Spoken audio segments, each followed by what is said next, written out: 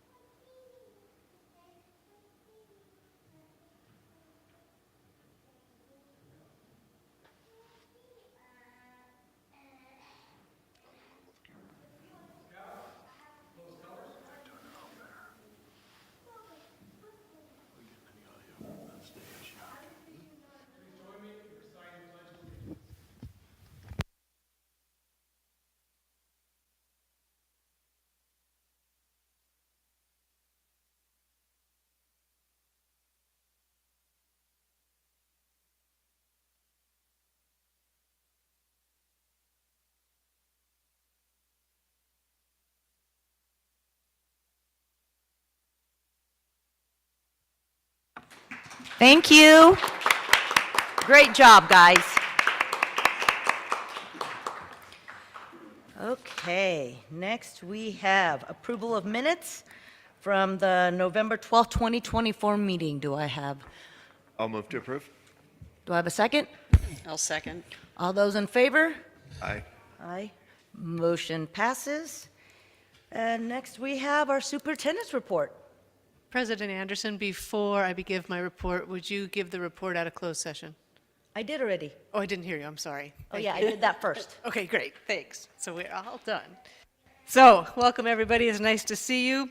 The LCHS Spartan Fall Athletics Program. I'll give my report. It's on two parts. One is on our amazing beginning, finish, and finish of our sports program, and then just some Thanksgiving wishes. So the LCHS Spartan Fall Athletics Program has seen historic achievements in several programs, with our students performing remarkably well. The LCHS football team held an unbeaten record late into the season, finishing in second place in the Rio Hondo League. They won their first round playoff game against West Covina, but lost in a tough game in Barstow last Friday, advancing to the second round of football playoffs for the first time since 1979. Our girls volleyball program had a genuinely historic season as well. They won in CIF Southern Section Championship for their division, the first time since 2008. The girls volleyball team continued to play on into the state tournament. They won several rounds, but lost last Saturday at Liberty High School in Bakersfield. Our cross-country runners have run a strong season, and they will be competing in the CIF finals this weekend, heading to the state meet at Woodwood Park right after Thanksgiving. Our boys water polo had a successful season, and they played well into playoffs as well, making it to second round and losing a tough game to Valencia of Placentia. Girls flag football, only in its second year, won the league for that second year in a row, advanced to playoffs, but lost in the opening round. It was an incredibly exciting, very long season for our administrators, but really, really an exceptional start to the 2025-2026 school year in fall sports. My heartfelt congratulations goes out to all of these athletes. Now, the high school will turn its attention to the winter season, which is already underway. Next, it is hard to imagine that the holiday season is nearly underway with Thanksgiving break quickly approaching. We have much to be thankful for here in LCUSD. My sincere gratitude goes out to our incredible students, our talented and dedicated teachers and staff, to our parents and caregivers who act as close partners to ensure great schools, and to our community at large who help make the LC difference. We've had good news to share this year. With the opening of the 2025-6 school year, Niche ranked us as the #1 best school district in the state, #7 in the nation. NISHA also ranked our teachers as the #1 best in California and the #6 best in the nation. Our Associate Superintendent of Tech Services was named the Technology Educator of the Year. Our CASP scores put us as #1 in the Unified District in the state in ELA, #1 in science, and #2 in math. And we were so proud of our participation rate at 99.22%, which means that all of our learners are represented in these amazing scores. All 5 of our schools have been named to the annual California Honor Roll by the Educational Results Partnership. The Results Partnership recognizes schools who show sustained growth and success across all of their student groups. Just earlier this month, U.S. News and World Report named our LCHS 7-8 middle school the #16 middle school in the state. And LCHS has also done amazing performance in this year's U.S. News and World Report rankings. Given our governing board's steadfast leadership, thank you to all of our board members, you keep us focused on educational excellence and unparalleled student outcomes. You keep us focused on support of healthy and inclusive schools. We maintain our vision for creating inspiring learning spaces. And as always, we have at the fore a community-centric approach to education. There's so much to be thankful for, and we are also cognizant that the beginning of this calendar year, 2025, it brought incredible hardships to many families in our district and in our community with the Eaton fire. Many of those families will celebrate their Thanksgiving in new residences without some or all of their holiday traditions or comforts that they held so dearly. As a district, we continue to commit ourselves to support those families and to all of our families who may be experiencing hardship. Thanksgiving is a time of community and unity, and that is a blessing that we treasure and strive to actively nurture. Happy Thanksgiving from me to all of our students, our teachers, our staff, our families, to the governing board and cabinet, and to everyone who makes LCUSD such a special place to celebrate this very special community. Thank you. Thank you, Wendy. As I briefly mentioned in my present report last month, Dr. Gold, Lola Dietrich, Chinese American Parents Association president, and I visited ISA International Education Group to explore a potential cultural exchange program with LCUSD. It was inspiring to witness the incredible range of pathways and opportunities that ISA has opened up for its students. For my president's report this month, I've asked Dr. Gold to share a brief presentation highlighting our experience.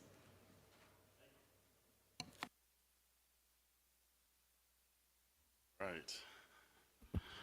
Thank you for having me, Caroline, and everyone else. It was an amazing trip. I do have a slideshow presentation that I would like to share, but just start off by thanking Lola Dietrich and Caroline for not only presenting this opportunity, but allowing me to go with them and really see and experience something that I've never experienced before. For one, I've never been to Asia. For two, I've obviously never been to China, but the experience there was an experience that I'm going to try and sum up in 5 to 10 minutes, but it's something it's hard to explain about the cultural experience to be able to go experience a whole different culture, a whole different community, really a whole different world that we got to experience in China. Do you have a presentation ready? Perfect. So really, it was an opportunity for us to engage in the possible emerging partnership. I'll talk about why and how this came about throughout the presentation. But really what I want to cover in the short time that I have is who was our partner, who was ISA, like Ms. Anderson talked about, who went, which I've already spilled the beans on that one. How did this come about? Where did we go? What did we experience? And the considerations that we have to take into account as we consider to explore this partnership with ISA and with China in general. So there's a lot of words in the slide, but I'd like to sum it up. So ISA is really, it's an international education group that is worldwide. The ISA group that we worked with within China, there are 3 main investors, and what they did is they kind of pooled their money together and created these 4 international schools in 4 different communities, and I will try not to butcher any of these names, but I will do my best as I go through them. And really, these schools were all built in 2020 during COVID. They're some of the most amazing facilities that you could ever imagine in a school or community. And they were all built in under a year with the partnership they have with the Chinese government. We also, it's a state-of-the-art facility, so you'll see some pictures along the way, whether it's in the domain of math and science, whether it's in athletics. Just the programs that they have there were amazing, vastly different than what we have here. One of the main differences is about 95% of the students board at the schools, so they actually live there Monday through Friday, and they go home to their families on the weekends. They do run an international bachelorette program, which it's a worldwide organization, an IB program. A lot of schools within the United States also run IB programs, and ISA, they're really committed to sending kids to top universities. They just had their first graduating class with students going anywhere from Princeton and Harvard to international schools in Europe as well. So really, they have similar values that we have as a school and a school district within the ISA program. So again, I spoiled this already, sorry. But again, I got the opportunity to go meet Caroline and Lola. Again, it was a great experience. So the way this came about, we've partnered with Sister Cities International. To be clear, this is completely separate from Sister Cities. But we created, or Sister Cities created the partnership with an exchange program where our Spanish students from Spain and our students here, we exchange for about 10 or 12 days. They come to us. They stay with their families. They experience school for 2 to 3 days. They're able to go to anywhere from Universal Studios to JPL to Warner Brothers, and then also just experience what American school is like. And then we go there as well. I've got the opportunity to go to Spain for the last 2 years and see their schools, very similar to our schools as well. And that's kind of how it came about. I was talking about this in a CAPA meeting, the Chinese American Parents Association, about 2 years ago. If you know Lola at all, she's an eager beaver and who's just wants to do the best for the Chinese community, and I appreciate that. So one of the things she said, why don't we try this partnership with China? And I said, sure, sounds good. 2 years later, there's all the leaders of ISA were in California, and she brought them to La Quinata. We had an opportunity to meet with them for a couple hours, myself, Miss Anderson, Lola, along with their kind of leadership team. I got to talk about our values as a school, what their values are as a school. We toured around La Quinata, and they believed in the things we were doing. So they offered to host us for about 10 or 12 days, and that's how this all kind of came about. And so we traveled out there October 10th. We left. It's a long flight. If you've never been to China, it's about a 15-hour flight to get there. Everyone on the plane, it seems like, sleeps except for me. But it was great. You lose about a day when you get there, and we were off and running. We got an opportunity to start in Hong Kong, and if I've learned a lot about China. Hong Kong is not mainland China, so it's a little different. We didn't spend a lot of time in Hong Kong. They picked us up, and we went into Guangzhou, which is the first place we stayed for about 5 days. In Guangzhou, there's 2 main schools, 2 ISA schools, ISA Science City, and ISA Liwan. Again, 2 amazing schools who hosted us like you wouldn't believe. Science City, the facilities were absolutely amazing. Liwan really took the lead of the 4 schools in hosting us and showing us around. And again, the facilities that we saw were second to none. We got to tour everything from the athletic facilities to the performance centers to the dorms to their staff lounge, which I'll show you in a little bit. We have a lot to build to if we want to get there one day. We got to experience the food with the students. So it was really great. And then we flew up to Wuhan, which is about a 2-hour flight. And we visited one main school, which is ISA Wuhan. ISA Tiana it's a little different. It's not really the same as the other schools. We stayed there for a little bit. It's more elementary based, so we stayed with kind of the high school based schools. And while we were in Wuhan, we got to go visit one of the public schools. So mind you, all the ISA schools are international schools. They're kind of a private entity. And to see what they call the CNC curriculum, which is the Chinese national curriculum, which is the public school system in China, it was an experience. We went to, it's called Wuhan No. 2. It's one of the middle schools in Wuhan. Imagine a middle school that we just saw was just 7th graders with 1,700 students. And we got to experience a little bit of them just coming out to go to some calisthenics. We got to meet with the principal and the leaders of the school, along with some government officials as well. And it was interesting to see the vast difference of how the ISA private schools work and how the CNC, the Chinese national curriculum, works in China as well. We learned a lot about their curriculum and how it kind of plays out in China.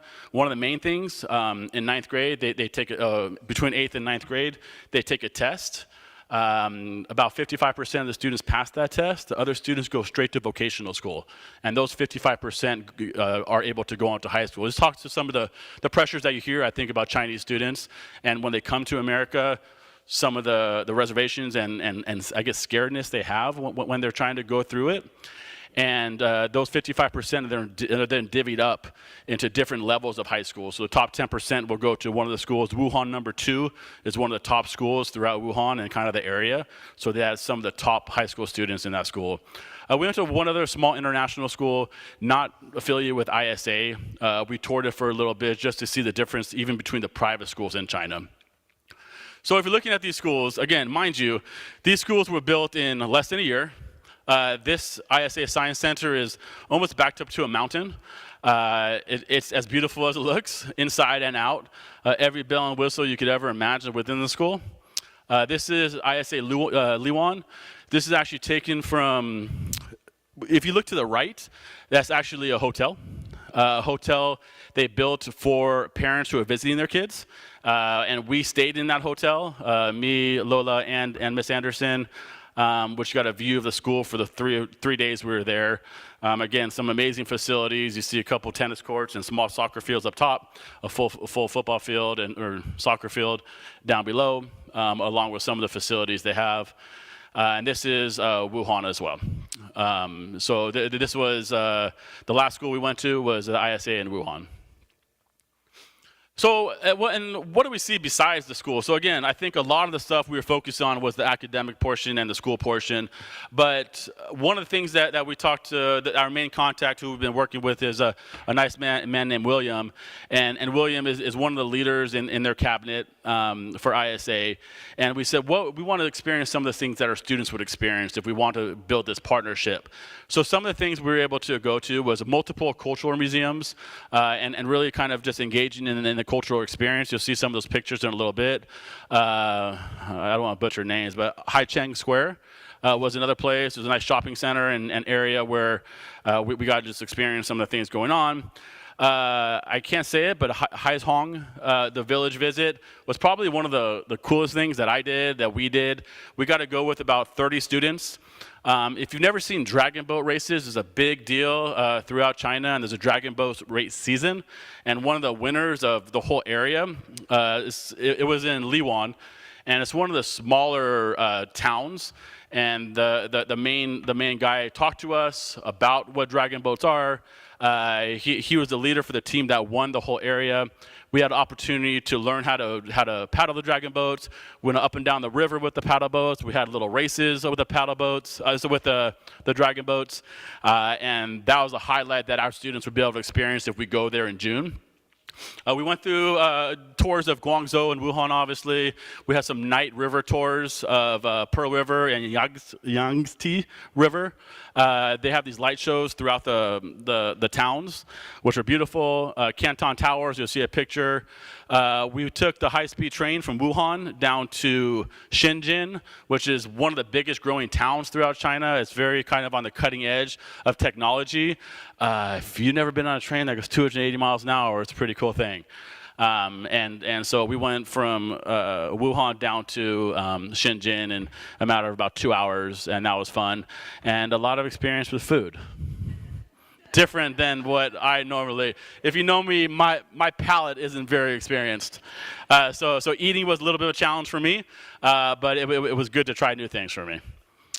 And then what did we experience? I guess the cultural immersion is kind of the thing that we want our students to try and experience.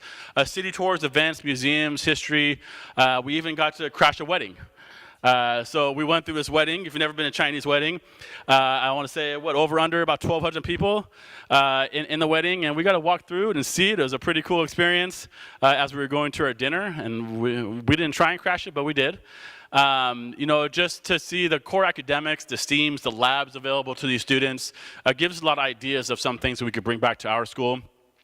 The ISA leadership was, we got to meet the 3 owners who built these schools with, again, about $1.8 billion that they put in to build these schools. And just to talk to the school leadership, to the teachers, to the students, and then just being able to compare the ISA schools with some of the other international and CNC schools. What was an experience that I think was a great one for us to learn more about who we are. Then highlights, lowlights, and insights. I'm almost done, I promise.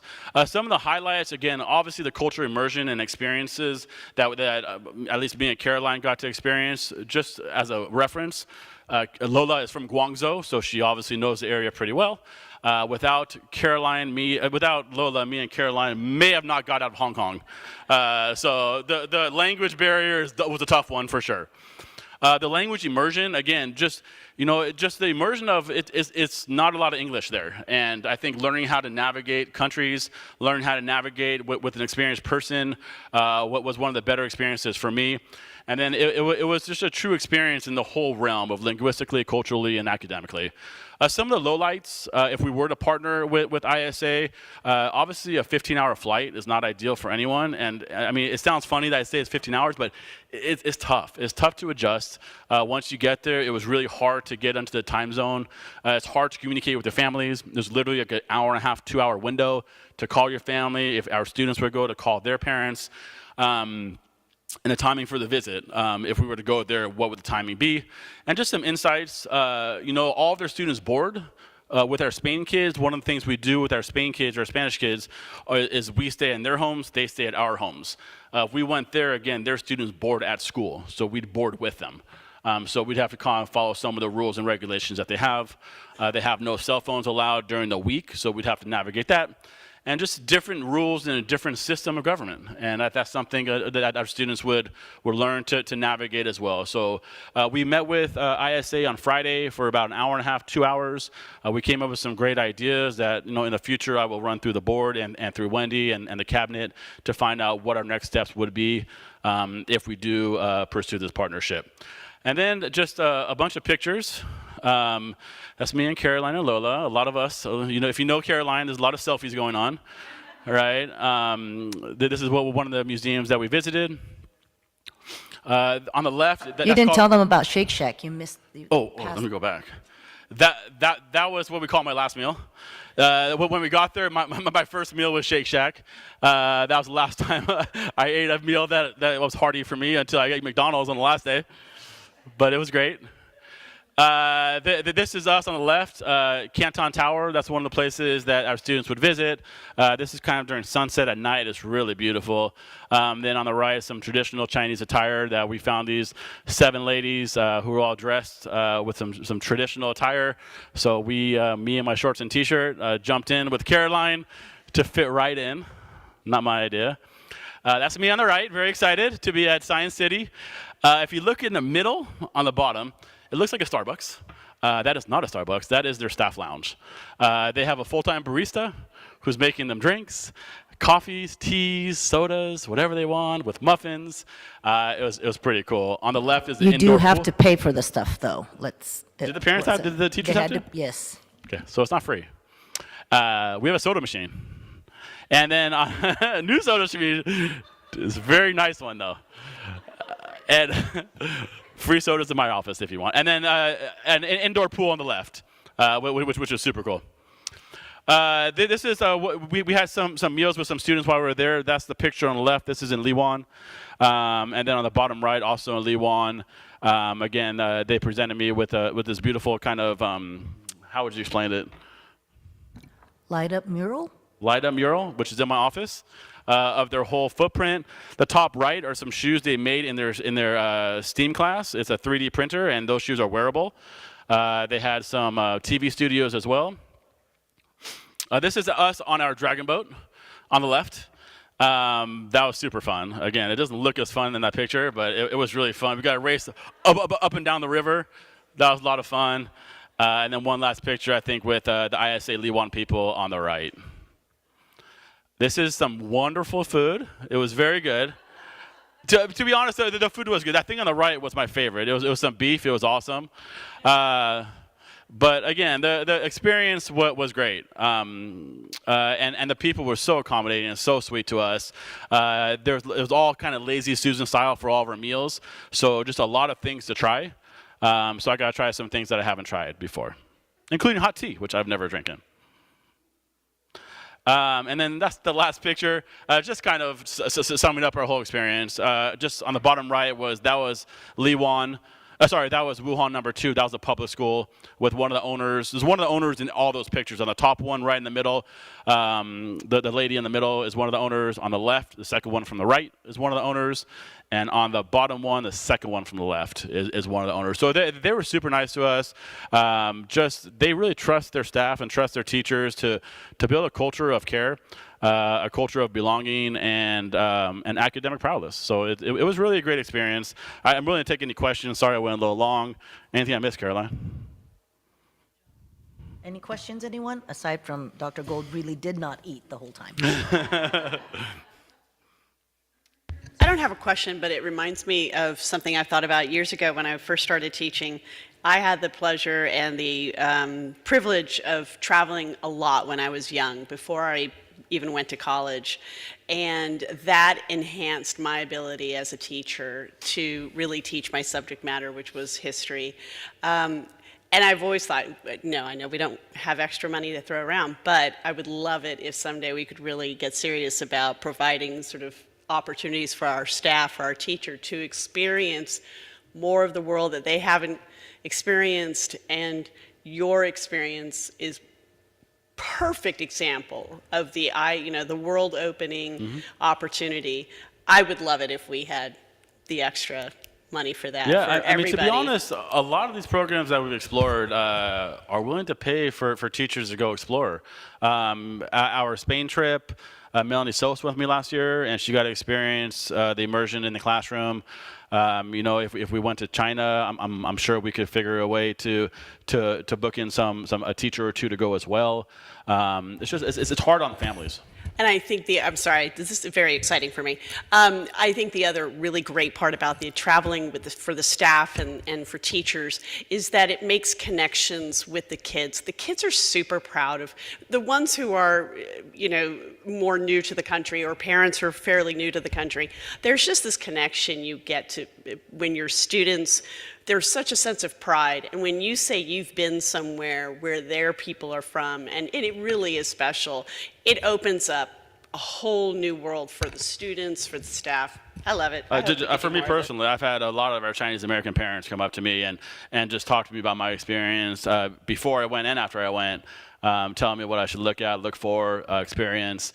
And it really made my experience, the before, a lot better. I better prepared about what to expect. And then coming back, I feel like I could relate to some of the things they tell me about the country. For example, I didn't expect to see really 80-story buildings everywhere, because everyone in China lives in an apartment.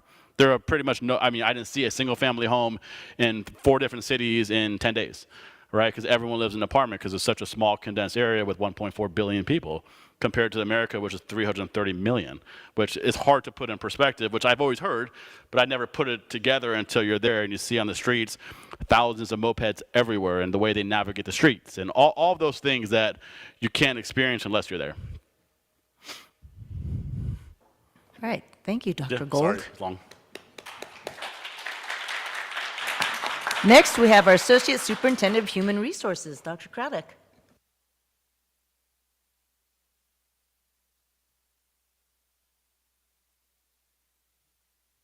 Thank you, and good evening, everyone.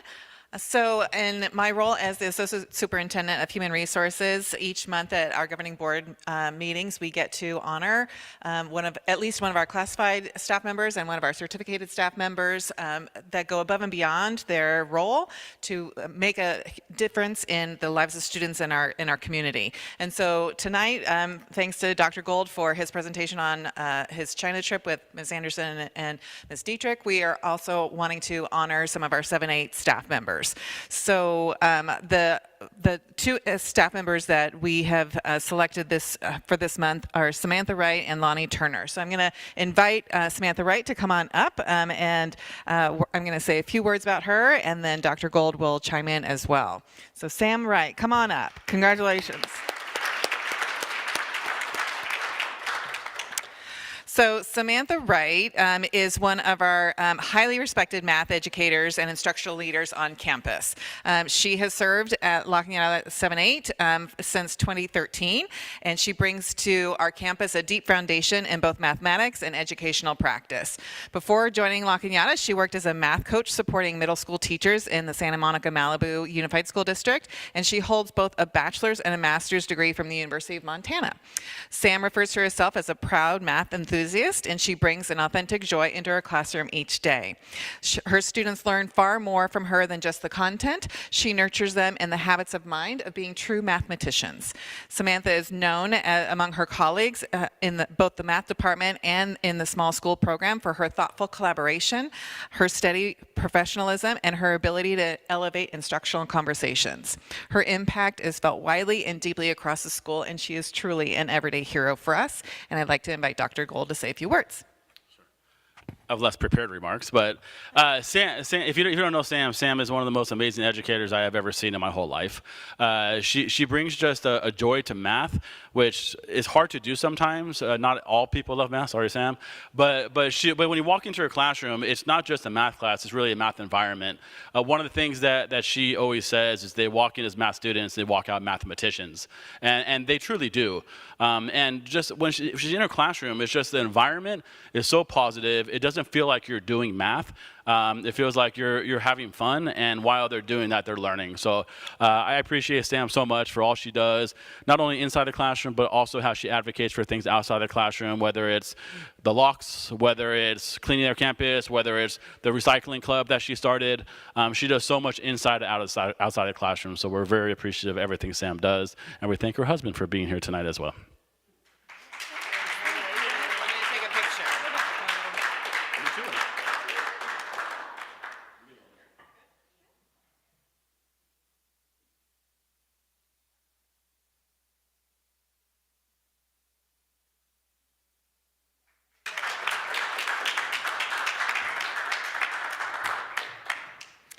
And for our classified employees, we are proud to honor Lonnie Turner. So come on up, Lonnie.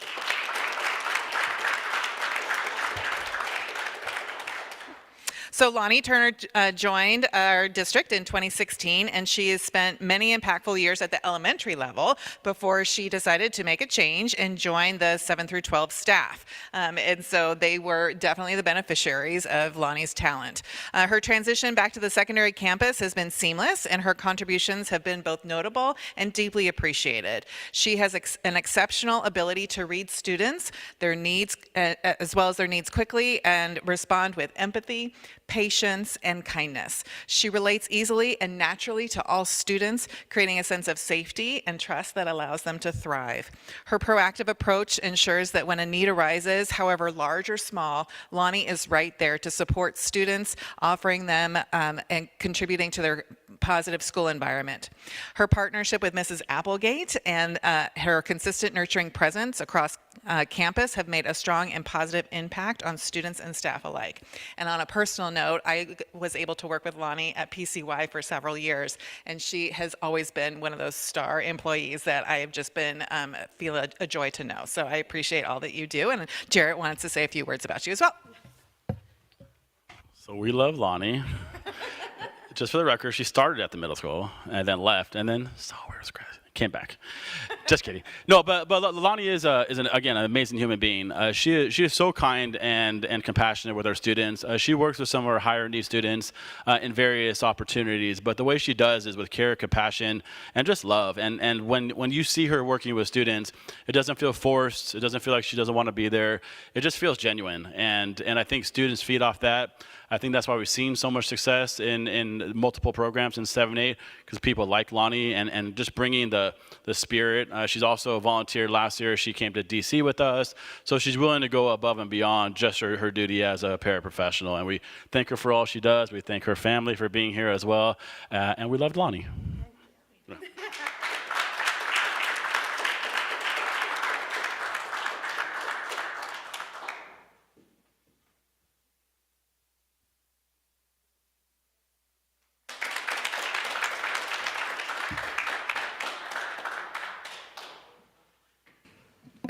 Next, we have our student representative report. Nathan? Yes, thank you so much.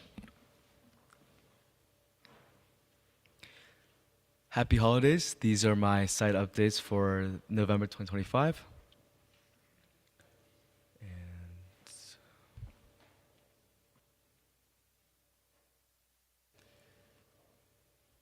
there we go. Great. So for Palm Crest, sixth graders enjoyed a week filled of science, learning, collaboration, and teams and problem solving. And these activities sparked curiosity and strengthened classroom community. During Parent, Teacher, and Conference Week, the school hosted a successful book fair with a wonderful family reading night.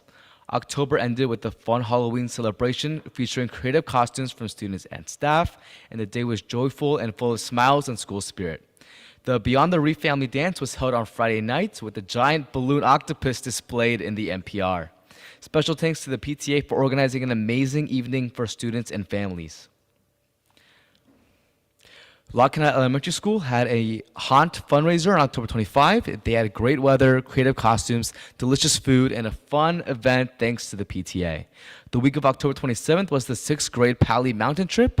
We're hiking, bunking with classmates, ecosystem lessons under the stars, and team building experiences held together with squid dissection and all sort of fun things. October 29th was our Red Ribbon Week kickoff, themed dress-up days, classroom discussions, and visits from local responders promoting that the students make healthy choices. November 7th was a Veterans Day Assembly. School community honored veterans with a meaningful ceremony of gratitude and reflection. And looking ahead, LCE Lions are excited for Thanksgiving break. For Paradise Canyon Elementary School, they had parent-teacher conferences for positive communication between teachers and parents, 4th and 5th grade drama performances, where students engaged families and friends in exciting performances and skits. And School Spirit, Student Council brought great energy and school spirit to campus. And the 6th grade drama production, 6th graders are ready and have presented Alice in the Wonderland next Thursday at the Lentum Auditorium on the 11th/20th. Thank you to the parent volunteers.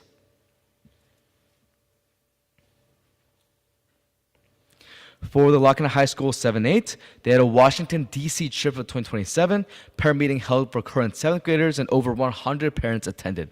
Our Spain student visitors from our sister city, Villanueva, hosting 13 students from SEK International, and our students will host the visitors and travel to Spain in early February. La Villanueva is Spain, La Cañada, our sister school. And their Turkey Bowl tradition, 7th and 8th graders are preparing for the annual Turkey Bowl, and the games are scheduled for Friday, November 21st. For the La Cañada High School, they had a booster fest on Saturday, 11/1, raise funds for student programs, and the new audio-visual system in the North Gym. Arsenic and Old Lace was performed in the LCHS Theater, and at the Quarterback Club Luncheon on 11/4, Jackson Radabolt, the monster Harvey Wake, and Jake Bell were honored for their dedication on the football field. LCHS 7 through 12 students took the College Success Survey to give engagement/well-being insights. And the DEI Oversight Committee met to review our goals for student connection on campus, supporting the work of the Student-Led Connection Council. LCHS hosted a major robotics competition on Saturday, and the Space Academy launched with many students at JPL on November 14th. Girls volleyball clinched the CIF Division IV championship in Ventura on Thursday, 11/6, 11/6, Go Girls Volleyball, and football wiped the floor with West Covina on 11/7. And they had a historical, amazing season, went out fighting, swinging. And then the Chamber and Concert Choir partnered with the PYSO, Philharmonic Sinfonia, and the illustrious Oscar Navarro. He is a composer from our sister city, La Villanueva, and he brought his singers from his school, and then the choir and the PYSO had a great experience in concert. Thank you. Thank you. Thank you, Nathan. Review of the agenda. Does anyone have any changes? Nope. Okay, we're going to go to opportunity for the public to address the board on non-agendized items. I'm going to read my little thingy.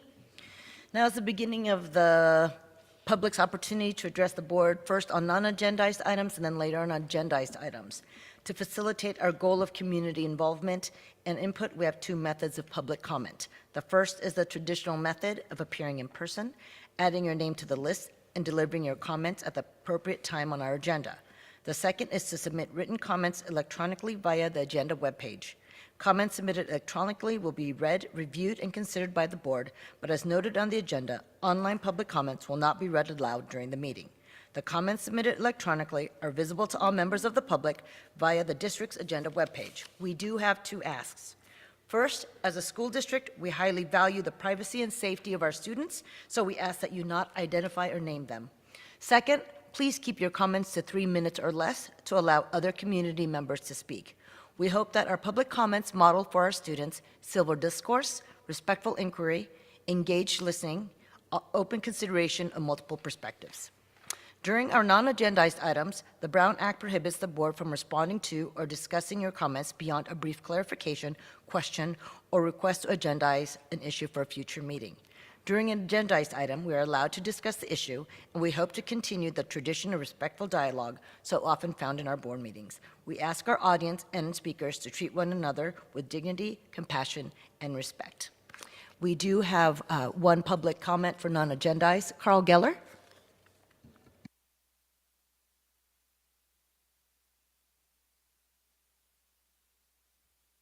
Thank you. I'll try to make this quick because Dr. Gold's presentation made me really hungry for Chinese food. My name's Carl Geller. I live right down at the corner on Atlee Drive. I've lived there for 32 years. And I want to preface this is about lighting in the sports areas, specifically pickleball. I play the sport. I love pickleball. Many of my neighbors do too, but that's during the daylight hours. Back in March, a board member from the newly formed La Cañada Pickleball Association passed out this petition to the city. There's probably 60 signatures on it, not a single address, no identification of who these people are. So it questions, where do they all come from? Before last week's Parks and Rec meeting, the same board member posted on the Pasadena Glendale Pickleball Facebook page inviting people from all those other cities to attend if they want to see lights on the courts here. So, of course, there's not enough time for residents anymore. Pickleball is no longer here for the La Cañada families, the seniors, and most importantly, the students as originally planned. Every week we hear that pickleball is the fastest growing sport in America. When did it become our obligation to facilitate Southern California in a quiet neighborhood? Meanwhile, I submitted a petition to the city council with 65 neighbors living right around this area with contact information, all opposing lights at the Cornichon areas. More than 40 of those neighbors attended last week's Parks and Rec meeting protesting lights as well. After I walked home from that meeting, I stopped at the corner of Atlee and Cornichon. It was silent, the kind of silence you can hear a pin drop. As I stood there, I heard the sound of a runner shuffling 2 blocks down on Fort Hook, and then I thought, the other way, only 1 block away, is the pickleball courts. Then it struck me that during the day, pickleball gets swallowed up in the cacophony of noise, traffic, school tennis, soccer, and even Lanterman activity. We understand that daytime activity is a part of living here, although it's grown exponentially worse over the years. But at night, if you introduce nighttime activity into this area, specifically pickleball right now, it will stand out like a cannon in the dark. It will dominate the silence. It will fundamentally change the character of our neighborhood. Leave the courts where they are, but if the pickleball players want to expand into night play or have them move into the tennis courts, please keep them here, but find places somewhere else for these people to play. Once you open the door for one group, there's going to be no turning back for all the other groups. I invite you all to walk through our neighborhood at night. Call me if you want. Feel the calm, experience the stillness, hear how peaceful it is, and through that silence, you will hopefully hear our voices. Thank you for your time. I appreciate it, and all you do. Thank you, Mr. Geller. Next, we have proposed action and discussion items. That's anything? No? That's okay. We have now reached the public hearing portion of tonight's agenda. The first item for public hearing is Res 92526, Resolution 92526 of the LCUSD Board of Education of the LCUSD authorizing request for a waiver from the State Board of Education relative to a transfer of territory from the Glendale Unified School District to LCUSD as provided by Ed Code Section 3550, 35534, and 35765. Are there any public comments? There being no, open public comments.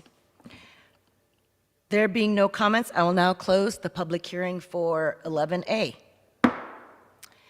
Now I will open public hearing for 11B, CSEA Chapter 122 Negotiations Proposal to LCUSD, R792526. Are there any public comments? Seeing none, no public comments, I'll now close the public comments. Public hearing, not public comments. Third, 11C, LCUSD Negotiations Proposal to CSEA Chapter 122. It just says R. So, any public comments?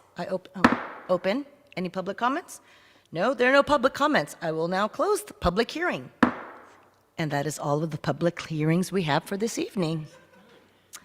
Now we have 12A, Resolution R2526, which is Wendy. Thank you. Lackawanna Unified School District plans to place a bond measure on the June 2nd, 2026 election ballot. This election is in advance of the anticipated territory transfer, the Sagebrush territory, which is scheduled to transfer over on July 1st, 2026. LCUSD would like for the residents in the territory to be able to vote on the bond measure as it will apply, if successful, to the residents of the territory once the transfer is effected.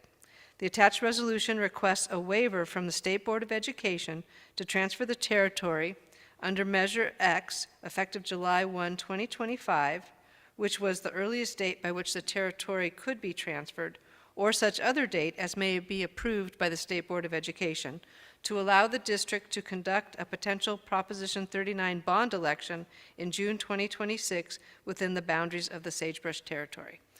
Given that, it is recommended that the LCUSD Governing Board vote to approve Resolution 92526 in order for the district to endeavor to put the request on the State Board of Education agenda at its regularly scheduled meeting in March 2026. Are there any comments or questions? That's a no? Okay. Can I get a motion? I make the motion to approve Resolution 92526. Can I get a second? I'll second. All those in favor? Motion passes. Thank you. Next, we have CSCA Chapter 122 Negotiations Proposal, R782526. Dr. Braddock. Thank you so much. So before any school district in California begins negotiations with its employees' associations, the state law requires that both sides' initial proposals are made public and discussed at an open school board meeting. This sunshining process promotes transparency by giving the community an opportunity to understand the priorities that will guide negotiations and a chance to provide input before the formal negotiations begin. The CSEA's Sunshine Letter is attached to this item that is going to Lackawanna Unified School District, identifying the articles that they seek to open for negotiations. Given that we just completed a successor agreement with our association, with our CSEA partners, it was finalized just recently. The proposed changes are minimal and focused. So we're asking the board to receive the Sunshine Letter from CSEA to LCUSD. We don't need to approve this item. Did you say we do not need to approve this item? Correct. We're just receiving their letter. Oh, okay, there's a star next to it. That's why, sorry. Okay, then next we go to C, LCUSD negotiations proposal to CSEA. Thank you. That's the opposite proposal from us to the CSEA Association, Chapter 122. And again, because we just had a comprehensive successor agreement that was recently passed, the district is not seeking to propose major changes to the contract at this time. So the LCUSD letter reflects a limited number of items. And so we'd invite the public comments from anyone at this time for the district's proposal or any comments or question from the board. No, this is what we normally do every year. Correct. So this This also one needs does to not be- take any action, or we Correct. do? Okay, great. Moving along, we now have 12D. Oh, no, I'm sorry. We do need to have the board approve the letter from LCUSD Or to us to CSEA. say, okay. Correct, So yes. This one needs approval. I need a motion for the LCUSD negotiation proposal to CSEA. I'll make a motion. Can I have a second? I'll second that. The motion is that we're presenting the negotiation proposal. It's the right? sunshine letter that is Yeah. going to CSEA. Okay. And just it making details sure. Yeah, so it's C, the LCUSD Right. negotiation Just that it's proposal a to CSEA. presentation. It's not an acceptance or anything. It's just the presentation of the letter. Is that what we're? Yes. Okay, great. I'll second that. Okay, then all those in favor? Okay. Motion passes. Now 12D, the 2025 California Dashboard. I think, Jim, you're going to kick that off? Thank you very much, and good evening, everyone. The California Dashboard provides a comprehensive overview of school performance through state and local indicators, and I'm glad that we have our Executive Director of Programs and Services, Ms. Hurley, tonight, who's going to provide a presentation that aims to provide the governing board and community of La Cañada Unified School District with an overview of the fall 2025 performance on the state indicators of the California School Dashboard. Ms. Hurley, we're grateful to have you here, and take it away. Great, thank you. Could I get my presentation up? So good evening, governing board members, cabinet, and members of the community. So this evening, as Mr. Cardinal said, I will be presenting the LCUSD 2025 California Dashboard results, which were released this past Thursday, November 13th. California School Dashboard is also called Dashboard for short, as a way to shorten it. So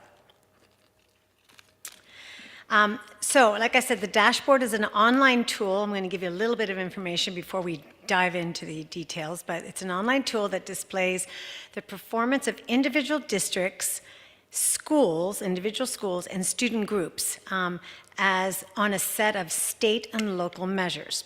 So the data found in the dashboard helps each district look and identify at their strengths, their challenges, and the areas where we might need to improve more. The dashboard displays performance through 6 state measures, which include the academic performance, which has English language arts and mathematics, as well as chronic absenteeism, college and career readiness. We also have English learner progress, graduation rate, suspension rate measures, and this year the science test is included. However, the data for science is not used for accountability determinations this year. There are also 5 local measures that are based on information collected by the school districts, but for the purpose of this evening's presentation, I'm going to be focusing on the 6 state measures, since the 5 local measures indicators were presented during the June 2025 governing board meeting. So the measures for the performance for districts, schools, and student groups on the dashboard is done by looking at 2 years of data. So the current year data equals status. A comparison between the current year data and the prior year data equals the change that we're going to see. The combination of status and change helps determine the color performance on the dashboard. For the 2025 dashboard, schools and districts receive 5 performance level for each state measure. And that also includes the science test this year. So the performance levels are determined using current year and prior year data and are represented by colors ranging from red to blue, with blue being the highest performance level and red, of course, being the lowest performance level. So the next few slides, I'm going to show how LCUSD did over the a 2-year period. The first section is going to look at academic performance.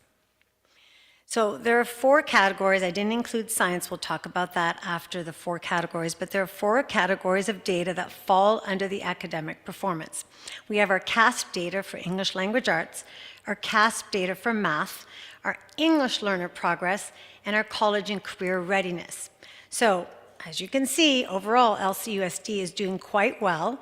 3 of our categories here showed a performance of level at the blue level, and our English learner progress was at the green level.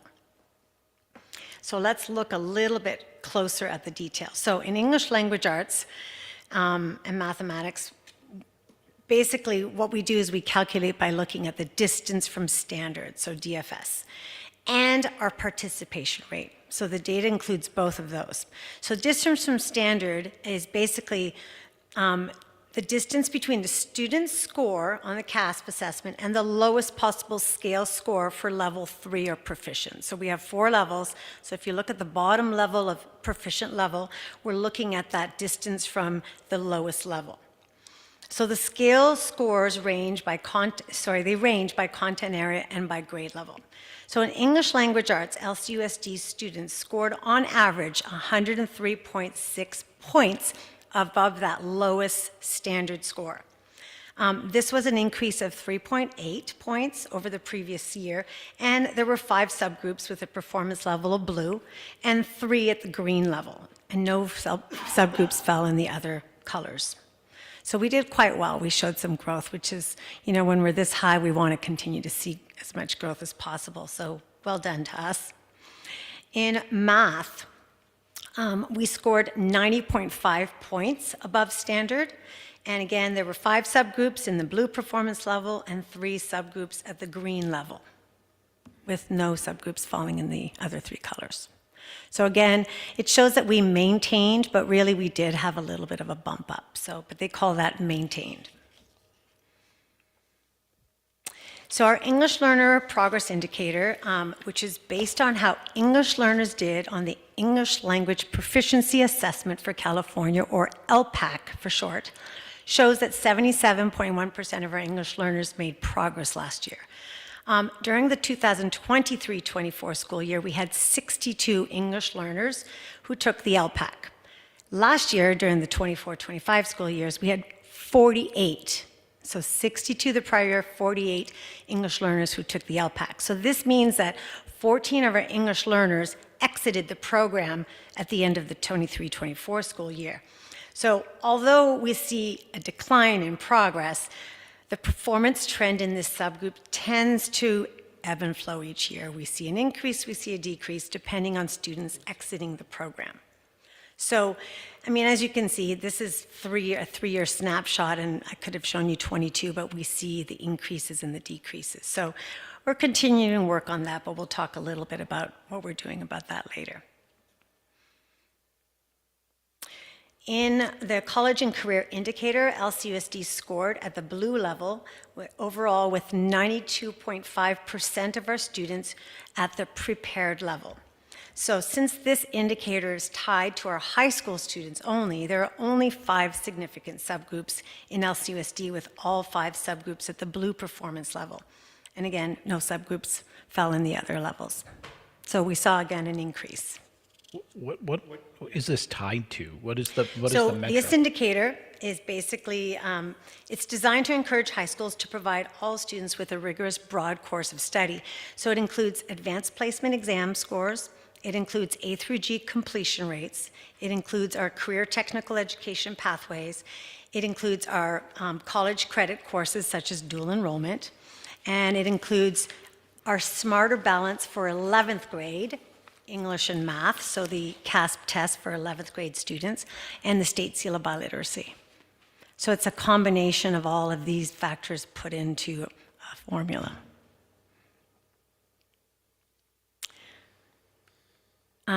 As I mentioned earlier, the science test has been added this year for informational purposes only.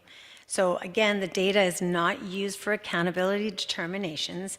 However, in science, our students did score an average of 75.7 points above standard. And there were 4 groups with a performance level of blue and 3 subgroups with a performance level of green. So we're doing quite well in science as well. And that's just CASP scores? Just CASP science scores.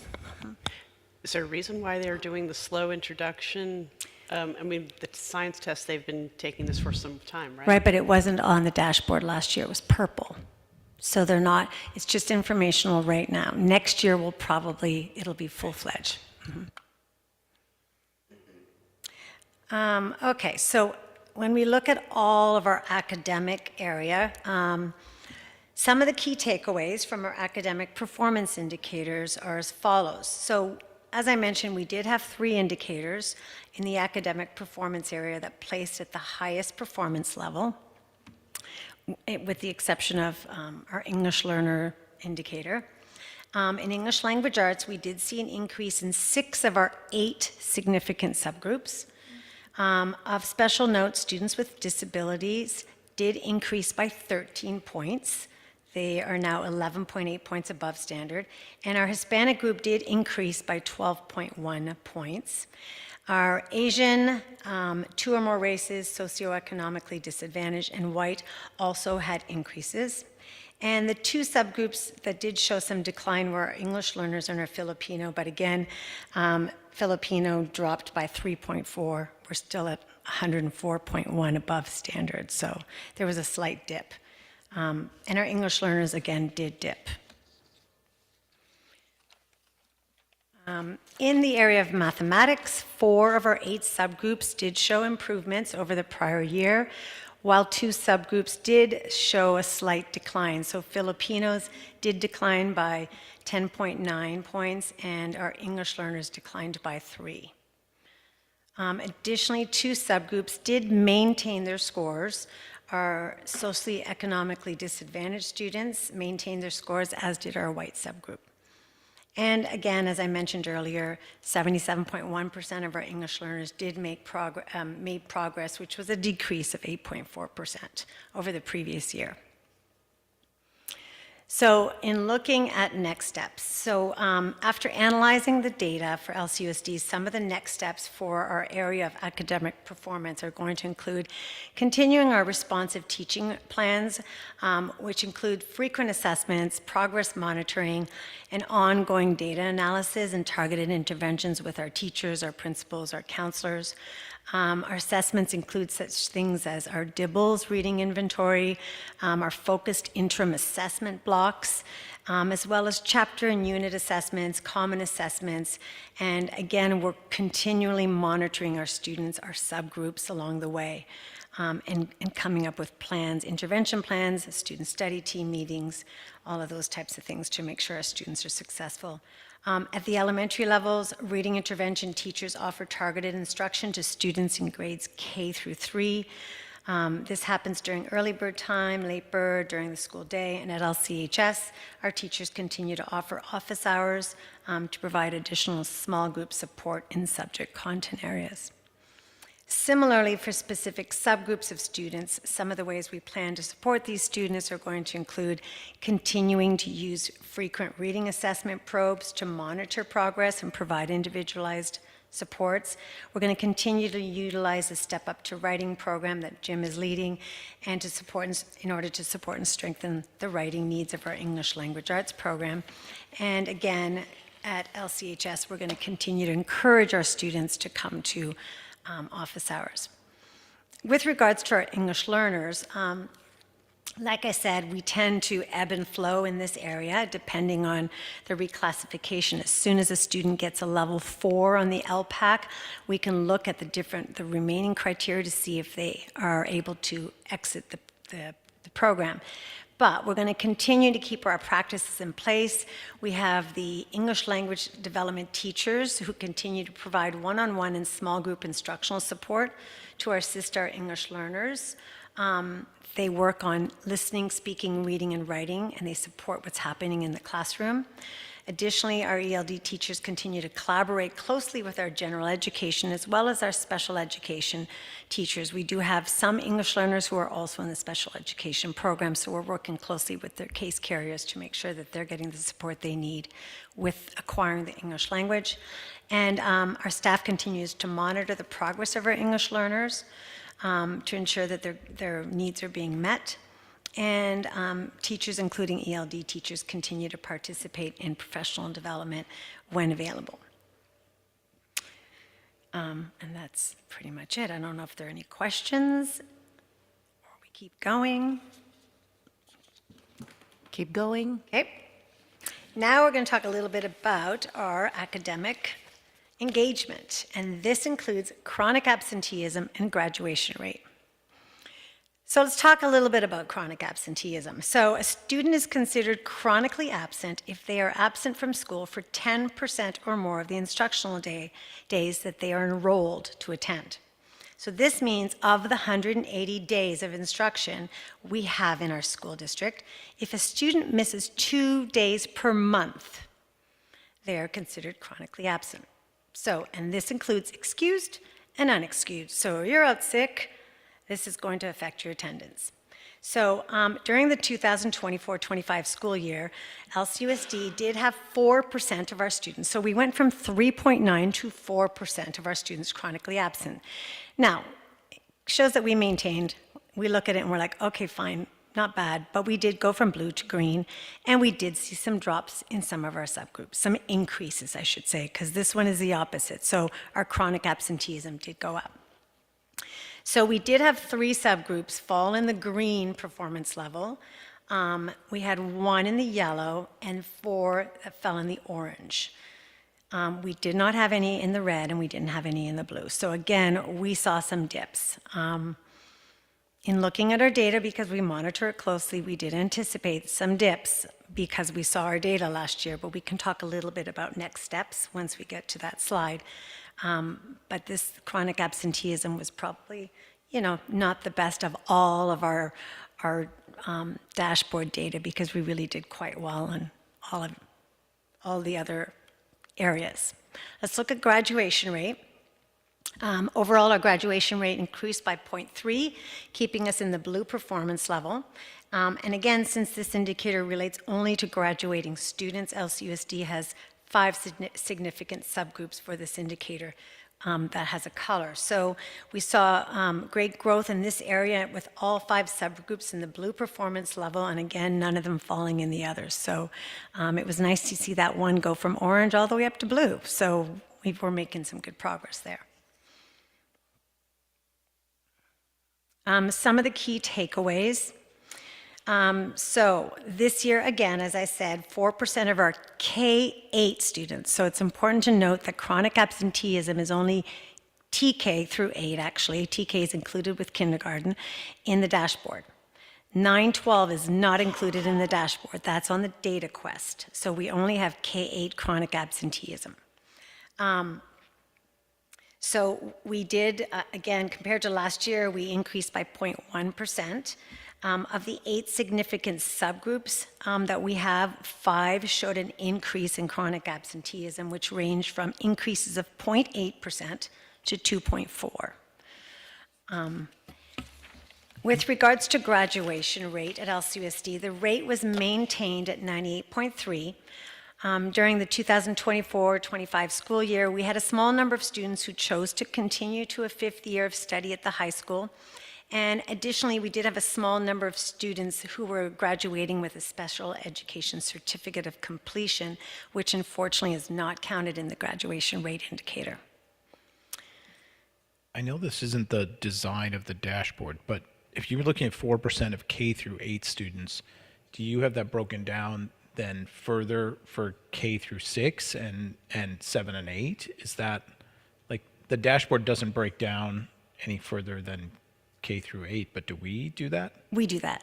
And I also have the data for the 9 through 12 from DataQuest as well. So 9 through 12 did improve last year, this year actually. That data came out as well. Okay. So, and are we seeing significant difference with K through 6 versus 7, 8? Because Yeah, why do we're seeing some, we can talk a little bit about what we're seeing. Like we're seeing with chronic absenteeism, we're seeing a lot of illnesses. At the elementary level, we see a lot of illnesses. When kids catch something, it makes the rounds, so that gets a little tricky. We're seeing families taking vacations. On non-scheduled vacation times, they're doing it during instructional time as opposed to scheduling it when we have holidays. We're seeing school refusal. We're seeing mental health and anxiety, where kids just don't want to come to school because of mental health issues. And we're working, we're really working hard. We have monthly meetings to talk about kids. We have student study teams. We're really pushing short-term independent study. Our teachers are doing a really great job, and it keeps improving this, every year. We keep adding, we're doing a lot more short-term independent study. So when they go out of town, we're encouraging families to have them do the short-term independent study contracts. But it's difficult. Because we focused, we talked about short-term independent studies last year, and so if we utilized short-term independent study last year where we didn't have it. We've been using it for several years, actually. Okay, but didn't we change it to a single year or a single day instead of That 3 days? changed, and that was a slow process. We're starting to get some of that, but it's a lot of work for teachers. Okay. I guess what I'm saying is, like, if we're making changes and we're actually seeing chronic absenteeism going up, that's maybe more alarming than when we weren't making any changes and, we were seeing it as a problem. Not everybody wants a short-term independent study. Can I ask a kind of a related question? All the numbers that you're reporting out on the dashboard have to do with increases or decreases in subgroups, right? So why are we not looking at the overall picture?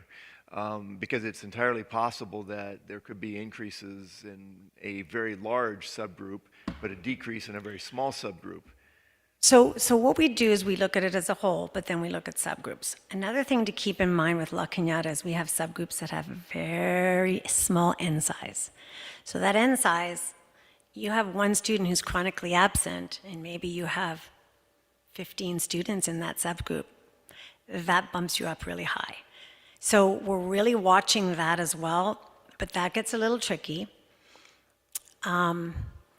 Sometimes we have a student who will hit 4 or 5, 2 or more subgroups. So you have a student who's maybe suspended, and they happen to be more than, like they can be 3 subgroups, so they'll affect every single subgroup. But unfortunately, they will affect the dashboard. So one student could affect the dashboard in 3 different subgroups. Does that make sense? It does, and that's exactly what I'm asking about, because we're sort of taking this as an assumption that chronic absenteeism is increased. But that may not be the case. I know you're saying it is, but I Not think in terms of necessarily. You're right. It's not. We know who our students are. And some of them are more than one subgroup. But again, when we look at the data, we have to say, okay, what are we going to do with this? How are we going to assist this subgroup? But we know who our students are. So we're working with our teachers, working with our families, working with the students. Does anybody else want? I have monthly meetings. That's a flaw with every school district rests with the same thing. Are they all required to break it down to the certain degree of subgroups? Maybe not the exact same subgroups we have, depending on demographics, right? But they might have bigger, larger numbers. There's a one-to-many connection to those subgroups, which creates the issue at the lower level. But at an aggregate level, it's probably a better story. To Dan's point. This is the issue. Honestly, I've had with the dashboards is that we're breaking it down as subgroups because we're looking for systemic issues that are causing a subgroup to have a problem. But we are not doing that in our district because we're looking at a micro level, student by student. So we're not. The value of the dashboard is like a composite value, but looking at the subgroup data is not as useful for us as I think it might be for other groups, at least at the way that we're dealing with it right now. I don't think, when you're seeing a reduction in the scores of the Filipino population on the math exam, my guess is you probably know every one of those who every one of those students are. So we're not talking about like systemic issue with the Filipino population and their scores on math. We're talking about individual students. So that's why, to me, the one thing that's interesting, I think chronic absenteeism interesting just to look at it, because we're not necessarily seeing that in the CASP scores, and college and career because it's an aggregate of a number of different things. But some of this stuff, it's just hard. It's not as applicable in the way that it's broken down for us as I wish that it was.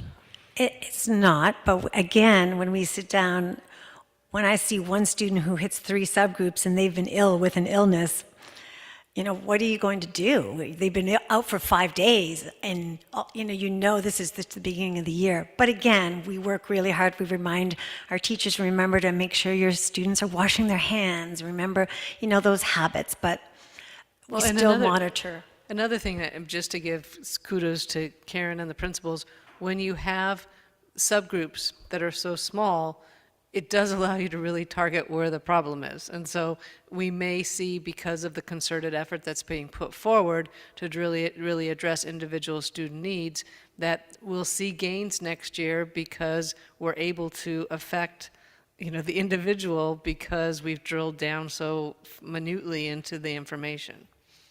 But again, it is hard, because when an illness goes through a school and you're in charge of attendance, it's a little stressful. LCE just had hand, foot, and mouth disease, and everybody was working together, everybody was working in concert, but those kids can't come to school when they're sick because they're so contagious, and so we knew that it was going to impact our absenteeism rates for that month. And some did, if the students were well enough, because some of them were well enough, they just couldn't come because they were contagious, they did do some short-term independent studies for a day, 2, 3, but not everybody. So again, we're working really hard. We're really monitoring it closely, working with our families, having meetings. How can we help? How can we get them here? I have another slide. Actually, let's talk about the next slide. Again, this is some of the things that we're going to continue with chronic absenteeism, is continue our monthly attendance. We have principals, counselors, and we talk about every single student. We see the names. We are constantly analyzing our data. We're looking at our participation rates as well. Our principals are starting to get creative. On Fridays and Mondays, sometimes our attendance drops. So we've had principals plan fun assemblies on Fridays to encourage kids. Halloween, they dressed up hoping that our attendance rate could be high, because of course, who doesn't want to come and dress up? So we're trying to think of great things that'll encourage families to make sure that their kids say, no, Mom, I want to go to school on Friday. We're holding student study teams regularly. We're holding student attendance review teams regularly, implementing targeted interventions. Our teachers are doing a really great job. It's work, and they're doing a lot of really great work with short-term independent study contracts. We're communicating. Our principals are sending out emails reminding families, hey, we've got a long weekend coming up. Please be here on the days that we're in school. Attendance is important. We're also offering family workshops. So we've offered how to address school refusal, and it's more for parents, how to help them work with their kids to get them to school when they refuse to come to school. And we're going to continue with more workshops this winter on child anxiety and how to help parents to be able to get them to bring them to school. And we're also exploring an attendance dashboard that'll help us with fast and quick identification. I mean, we do get the data, but it would be nice to have buttons you can press and there's your data. So this has been a big focus for the past few years. So. Karen, I just wanted to take a second to again thank you and echo several of the board members' comments.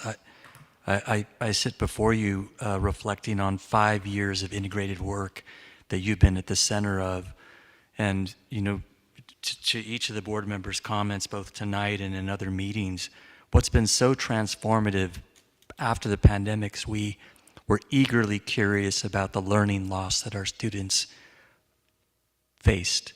But what grew in the process of that was this deep and integrated database, data-driven approach of knowing the individual learners in each of these domains, and that's been remarkably powerful. And I would call that right up there with among the differences of here in La Cañada. We do know those kids. So when we have an aggregated number, we're looking at the deficit area, but we're drilling down to the individual. And it's a really, really good thing because the kids feel that they're being supported. And our high school, I mean, it's on the data quest, it's not on the dashboard, but we did go from 7.1 down to 6.6 for 9 through 12. So that's pretty good too. But again, we're continuing to work on it. Next slide is our conditions and climate. And this is our district suspension rates. So for this one, LCUSD suspension rate during the 2024-25 school year fell into the green performance level. So we went from yellow to green, which was great. We saw some improvements. We did have one subgroup in the blue, 5 in the green, and 2 subgroups in the yellow. But again, we bumped up, as you can see, from last year. And overall, our suspension rate this year was 1.3%, which was a slight increase. Again, they called it maintained. Of the 8 significant subgroups, 5 showed a decrease in their suspension rate, 2 maintained their suspension rate levels, and 1 subgroup did increase slightly by 0.3%. And again, as I mentioned, some of our students who might be getting suspended could fall into more than 2 or more categories as well. So one important note, I think I did talk about that, and next steps that we are implementing to lower our suspension rate is we're continuing to our positive behavioral intervention and support plans at all sites. Data is being collected and analyzed, and we have a multi-tiered approach to intervention, and that's being implemented at all the sites. And additionally, we are still receiving TUPE, our Tobacco Use Prevention Education Grant funds that help us with educating youth and families about the dangers of vaping and tobacco use. So, yeah. So to get more detailed information, the community can look at, you can put in La Cañada Unified School District, La Cañada, or you can put in individual school sites and have fun looking at all the data. Any questions? Just a statement. Did my peers or cabinet read the CSBA? What is his name? The one that runs the whole thing, the California School Board? Is he the program director, the whole VP, the president of the whole enchilada? And part of what you get out of this, right, when you roll it all the way up, is you're trying to measure yourself, and it's at the aggregate California level.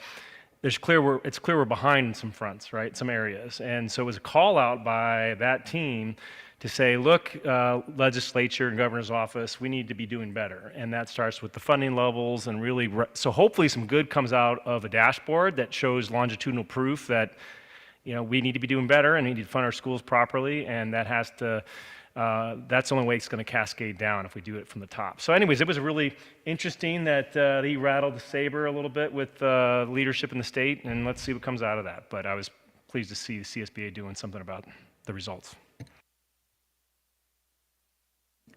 Thank you, Karen. Thank you. Next, we have K-8 math adoption update to the board. Jim.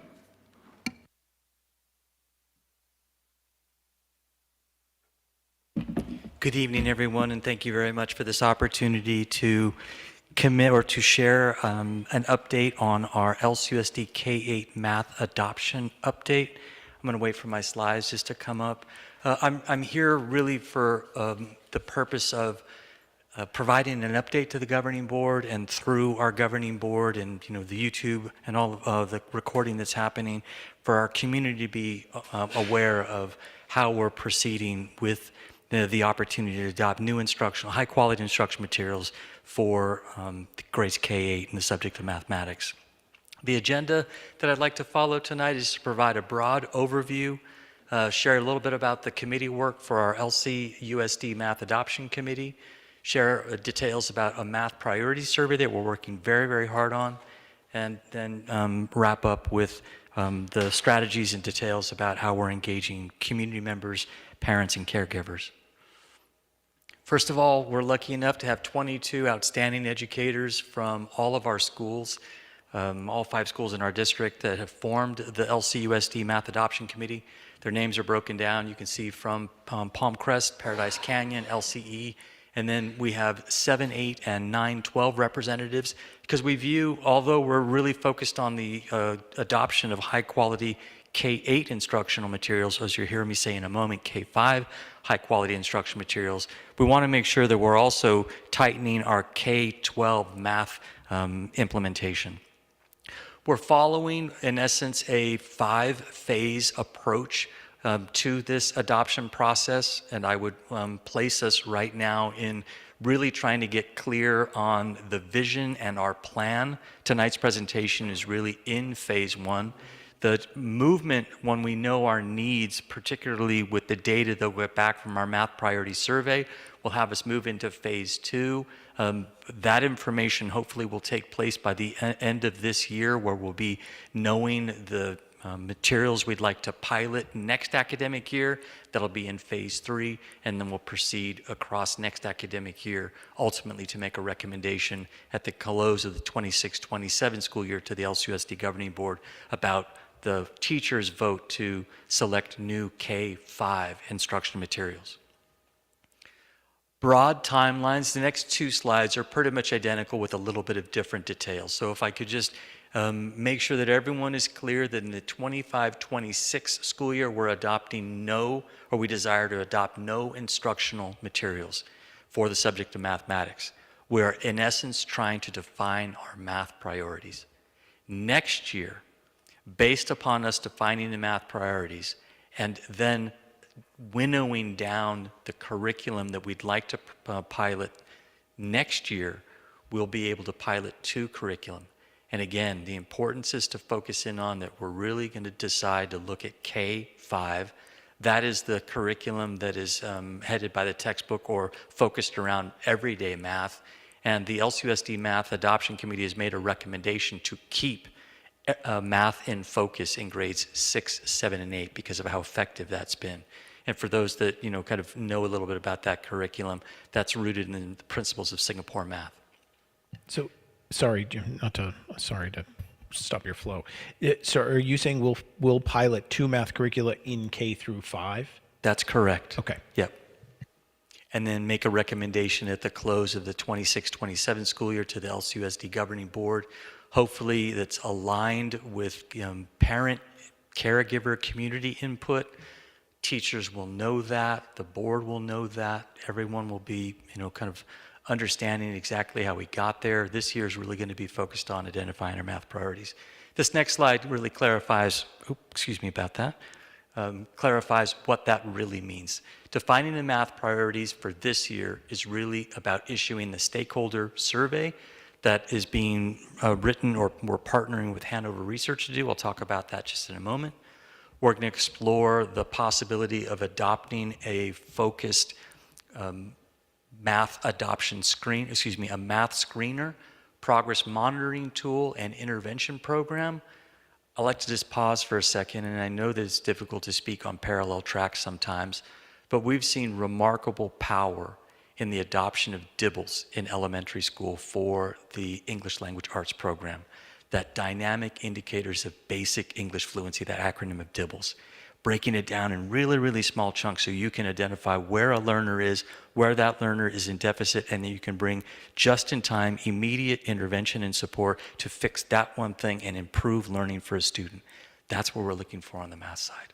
And there's a lot of products out there, some better than others. We've had some historical products in the district, like with IXL, for instance, but we really think that there's a state-of-the-art out there that could help us.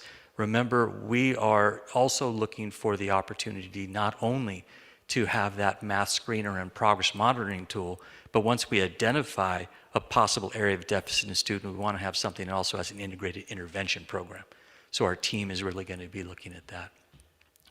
Based upon the data we'll get back from our math priorities survey, we hope to use that data to fashion a high-quality instruction materials rubric.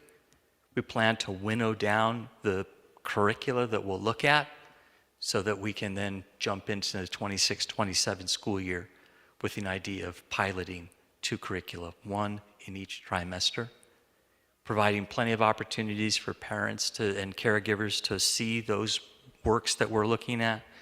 We had a recommendation from a math parent engagement night that we held a couple of months ago at the start of November, a couple of weeks ago, at the start of November, that suggested that coming to the district office might be a little bit difficult, so we might take some of those materials to a school site and allow parents, kind of around drop off and pick up to come in and look, so we'll make sure that we have accessibility to that. Next year, we're going to be conducting a vote among the faculty who piloted materials, and then make a recommendation, as I said. And again, this focuses on piloting K-5 materials. We're keeping what's working in grades 6, 7, and 8. Some important dates I just wanted to remind the governing board and anyone that would be watching this via YouTube or at a later date. The Math Adoption Committee, LCUSD Math Adoption Committee, is going to meet 4 times, potentially more. We've met twice in October. We're going to meet the week we come back from Thanksgiving holiday on Thursday the 4th. We meet for half days from noon to about 3:30. And we're going to meet at the end of January and other meetings as needed. We've put out in the community that we're going to meet with parents 3 times or more as needed. Our first meeting was on November 5th to share a presentation somewhat similar to that which I'm giving to the governing board right now. We hope to have feedback data, and we'll meet with parents at the end of January to share that data with them. All this, again, transparent, above board. And then in March to let them know kind of how that data has impacted the formation of that high-quality instruction materials rubric and some titles that we're considering looking at, getting their feedback and letting them know. And we're willing to schedule more additional meetings as needed. The state of California list released on November 6th in 2025, so a couple weeks ago, in fact, day after I met with the parents last time, or I should say for the first time. Their approved materials list is about 38 titles or 30 plus titles on that for K through 8. Some of them are just for 6, 7, and 8. Some are K through 5. Some are K through 8. And so we'll be taking that as an advisement. But it's important to recall, for instance, on this list that was just published by the CDE in November, early November of 2025, Math in Focus is not on that list. The publishers chose not to go through the process. But it is important that California empowers local districts to select materials that are not necessarily on a given list. Now, Math in Focus is on the prior list, and so it still constitutes a valid curriculum. And so we'll be looking expansively at both the current list and the older list to see if we can find curricula that align to the math priorities that we're working so hard to define. All right. Here's pretty much what we've been doing to date. Again, with 2 meetings under our belt, so that's about 6, a little bit less than 6 hours with that group of 22. We've reviewed the timelines associated kind of with our scope of adoption, making sure everyone understands that we're not rushing to, adopt something quickly. We're taking our time. We've learned a little bit about the math framework, and I know the board is aware and want the community to know that the framework is different than the standards. The standards are the state's requirements of what we have to teach. The framework is the guide. And there's some controversy around the California Math Framework, and so we've read some articles about, the California Math Framework, and we've considered its implications for LCUSD math adoption. We understand that the state is providing guidance to all public schools in the state. We have to make sure that we're true to the 4,000 plus students in Locking Out a Unified. That's how we have to transliterate the framework's big ideas into what's good for our community and our students and our families. We've discussed with both parent and staff groups what a successful adoption looks like, and we're working real hard to identify the LCUSD math priorities through that survey that I'll just talk about more in a little bit. And finally, we're going to be working in the buyback in January and have surfaced this already back in August and developed a little bit more in between. And the team is going to look at grade level vocabulary, math vocabulary that will be kind of a promise that all kids will know, as well as kind of finding those standards of mathematical content per grade. So the kindergartners will know these things, and first graders will know these math concepts.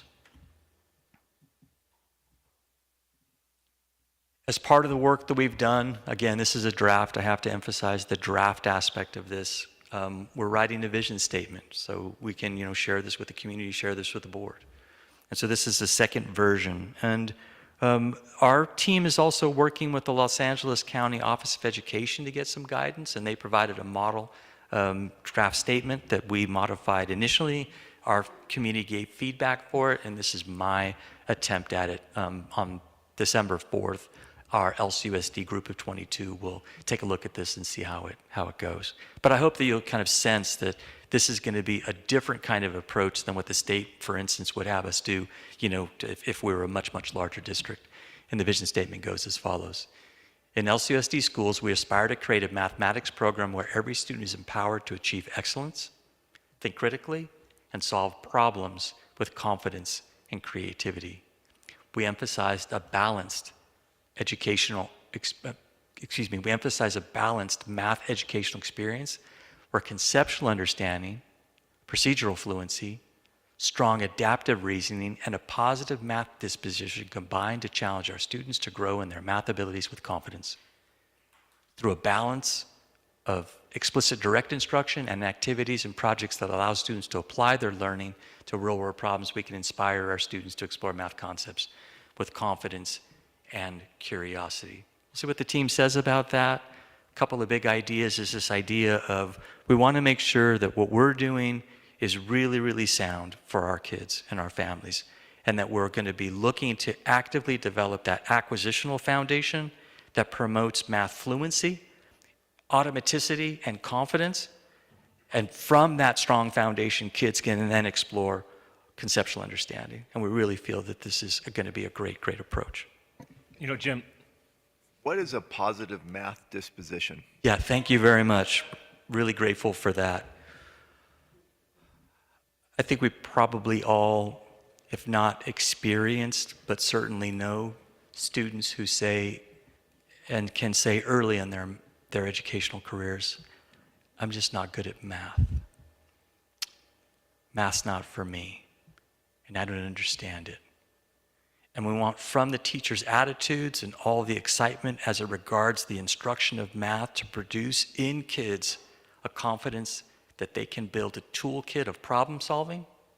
They can think robustly and deeply and confidently about hard problems and persevere and endure with those and think of themselves as mathematicians.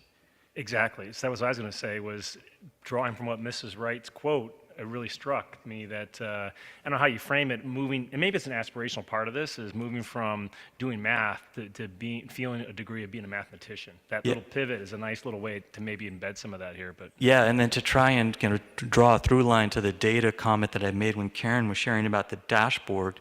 I've been trying to find all the sources of data that would really kind of demonstrate what our story is.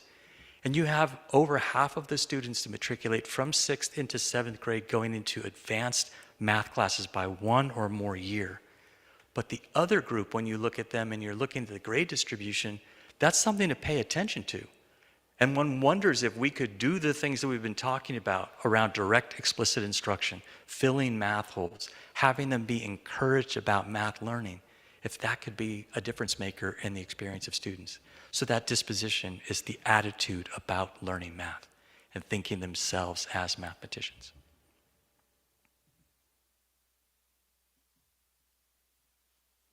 I want to tell you a little bit about the Math Priority Survey. As I shared already, we're doing this in collaboration with Hanover Research. We had a survey window that was going to have the survey go out this past Monday. But when I met with parents, they had shared, and I'll show an example of this, some concerns that were echoed by our staff committee of 22, that some of the language was a little bit jargony. Maybe, math teachers understood it, but it wasn't necessarily as plain as we otherwise could be. So we took that advice. We met again with another group of parents that wanted to give of their time to help make this survey the best it could be. And so it looks like Hanover is going to be able to produce the survey on December 3rd, and we're of the opinion that we'll be able to get it out in Thursday folders on December 4th and let it run for 2 weeks before everyone goes completely dark for the winter holidays. And we're going to use this data to guide, like I said, our math adoption for K-5. This is going to be about 25 questions in length. It's going to have a bunch of different sections. The survey takers won't necessarily see all the sections in kind of, in section highlight. The draft that we've seen as cabinet members, and that I've shared partial reports with the board and certainly with our committee of 22, have had those labels, but the takers won't necessarily see it. But you get a sense of kind of the questions that are going to be asked. And I want to share a little bit of a couple of the samples. So how should math assessments reflect conceptual understanding and procedural fluency? And then those are the choices.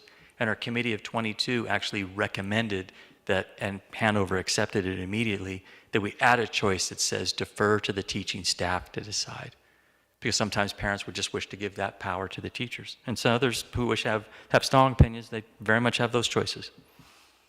3 others, which of the following should be top priorities for math instruction in LCUSD, and it lists a choice of pick 5 from a list of 13.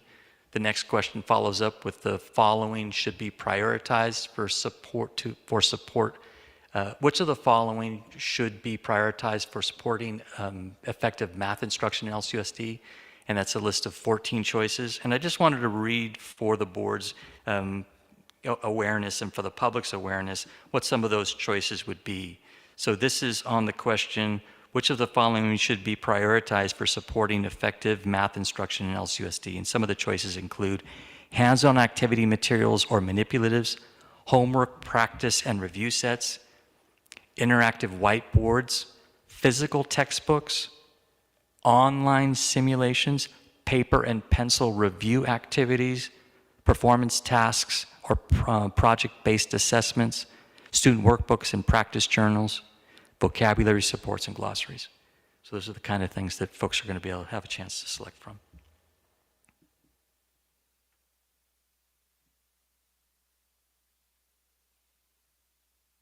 The way that we've engaged with parents is we just want to let them know what we're doing, and we're communicating out in open meetings where anyone can attend, through talks and updates to our governing board, and then through information both from my office and the office of the principal, elementary principals. Those are the meeting dates that I've shared with you. We're meeting with them again at the end of November and in early March. We're really trying to make an effort, learning from last LCUSD's math adoption, that we really have an obligation to make sure every step of the way our parents and families are aware and our governing board is aware of what's going on with our efforts to adopt these new instructional materials for grades 5, K through 8 in terms of the subject of math. We asked, when we met with the parents our first time, we asked them too what a good math adoption looks like. And you're not surprised that they were largely in alignment with our staff.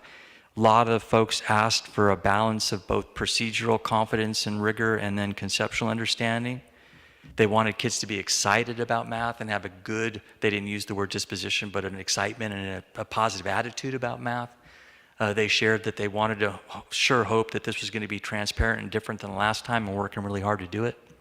We also asked them to provide us a little bit of opportunity about your child's math experience in grades K through 8. And there was a theme that would wish to have us re-examine, kind of leveled math in perhaps grades 5 and 6, which I explained at our meeting that we're not necessarily doing. They wanted to encourage all of our efforts to keep kids excited about math and make the transition from grades 5 to 6 easier, and from grade 6 to the middle school and high school easier. And those are things that we're doing right now. Here's what I wanted to share with you. If you just looked at the first couple of these options, the Hanover survey is going to have a couple of these charts in there. And if you can see the choices, it goes from not at all important, to very important, extremely important, and then unsure. And what some of the parents took issue with, as our staff on the staff committee also took issue with, is it's kind of confusing when you read connecting mathematical ideas across multiple representations, visual, symbolic, verbal, and contextual.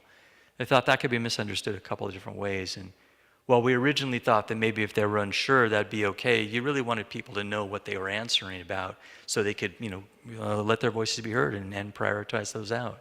If you go kind of down the next one, designing open-ended tasks that promote mathematical exploration.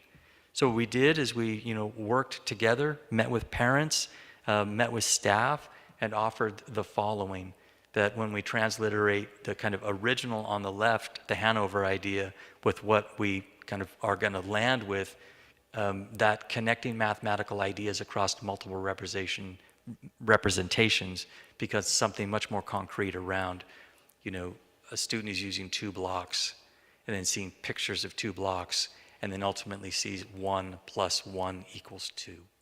And we have another example of that. And that was a really great innovation from parents and staff, and I hope is understood as an example of the slow, thoughtful, engaged way we're trying to bring everyone along with this process, so there's no surprises, no secrets, and we're going to really have effective data on our math priority survey. I hope that you would agree with me that this all constitutes an attempt to codify a vision, and that's what we're leading with in this specific plan, to take time, right, to focus on priorities, and those priorities are going to let us get, really clear on what we should be piloting, so there's not going to be surprises like there were last time. We've got some next steps that we're going to follow. We're going to keep meeting as a staff committee, and we're going to keep engaging with parents. Our next meeting is going to be looking at student performance data, tell a little bit about our stories so we can get clearer. We're going to learn a little bit more about the math screeners and progress monitors intervention tools, all with the hope that we're going to really know about our math priorities that allows us to adopt a materials rubric. And with the parents, you've already described kind of what we're going to be doing. And I sure would welcome opportunities to clarify any questions our board has, or our cabinet colleagues have, because we really want to bring everyone along together. We're excited about this process. We think that this can be an opportunity that brings our community together, because we want to select materials that are going to be great for our kids.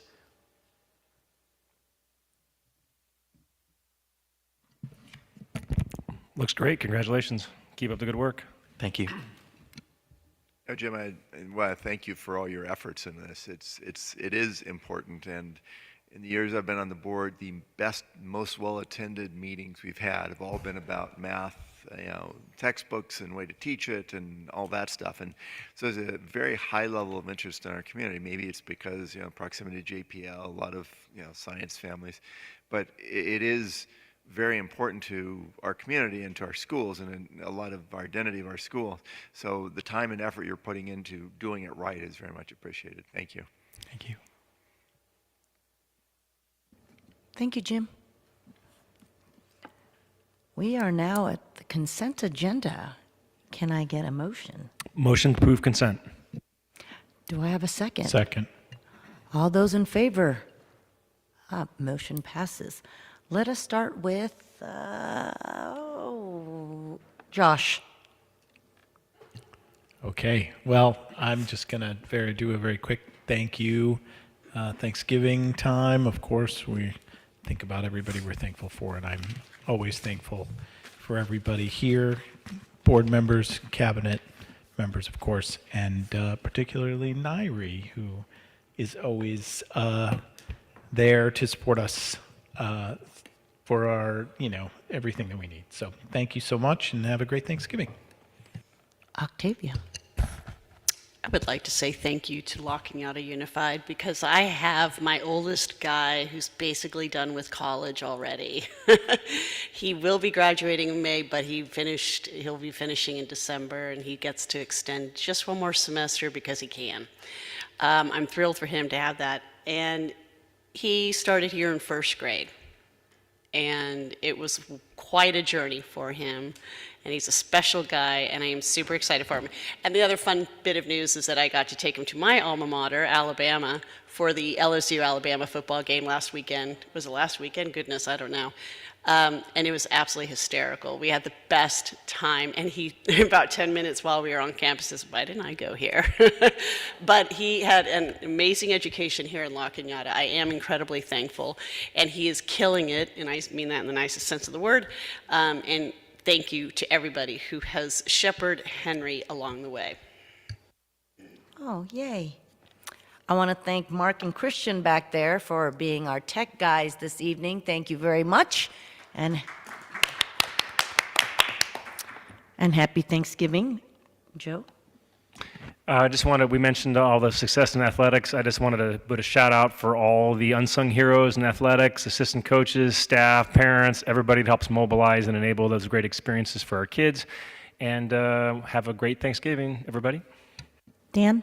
An update from Jamie, who texted that the city council has a motion to adopt the limited street plan for red flag warnings, and it passed on a 3-2 vote. The only reason I'm sharing it is this has a lot of impact on the district about how we go about planning for those days where we're going to have red flag days. It'll be what the motion passed to have a limited street plan. And then just general communications. Happy Thanksgiving, everyone. Safe travels for anyone traveling, and hard to believe it's already Thanksgiving. Jim? In a time of Thanksgiving, there's much to reflect on. One example I wanted to share was that I was at Liberty High School on Saturday to see the volleyball team keep going and rocking in the state final. And a television person from a local Bakersfield came over to film their cheering section. And I talked him into filming the massive La Cañada cheering section that traveled all the way up to Liberty High School. And he said we were way louder and didn't have any kids. And it was another great example of Spartan pride, LCUSD pride. And I'm deeply thankful to be part of that. Thank you. Dr. Craddock?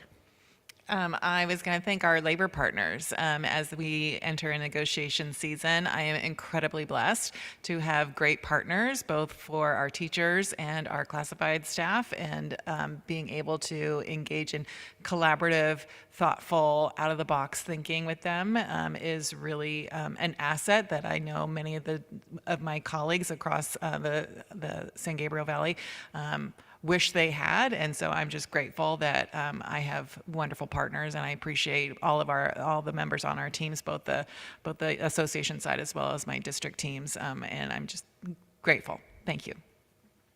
Wendy? So more thanks. We had a wonderful Saturday event with our Korean American Parent Association and the LCFEF. So they, I think, are raising some phenomenal seed money for the gala.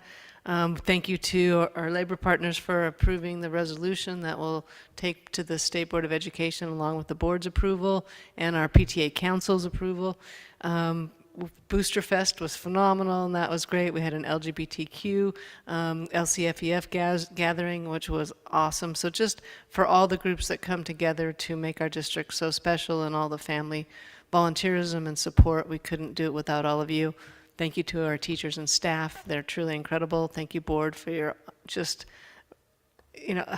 phenomenal leadership that just continues to lead us and guide us and make sure that we're reaching for the stars. And to my cabinet members, we're down to 3 right now, but all 5 of us are really, really grateful. And it's been a phenomenal start to this school year, and it's hard to believe that in 3 weeks our kiddos will be heading into finals for first semester. So enjoy the break, and I hope everyone has a happy, healthy, safe Thanksgiving, and then it's 3 weeks to the winter holiday. Nairi?